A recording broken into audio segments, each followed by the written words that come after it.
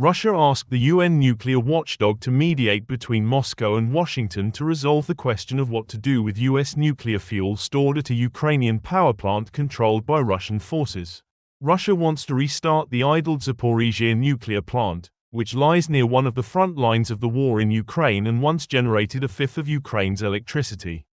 The fuel question is one of numerous issues standing in the way. Rafael Grossi, head of the International Atomic Energy Agency, said this week that restarting it was currently impossible because of the lack of a stable power supply and water for cooling.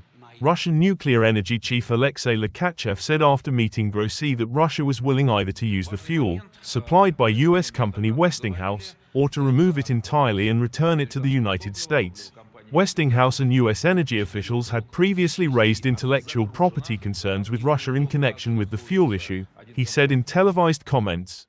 Grossi said the IAEA was willing to mediate. Russia and Ukraine have each accused the other of shelling the Zaporizhzhia nuclear plant, Europe's largest, raising the risk of a grave accident.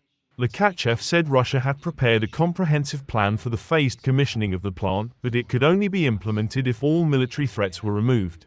The facility was occupied by Russia in March 2022, shortly after its troops entered Ukraine at the start of what Russia calls its special military operation.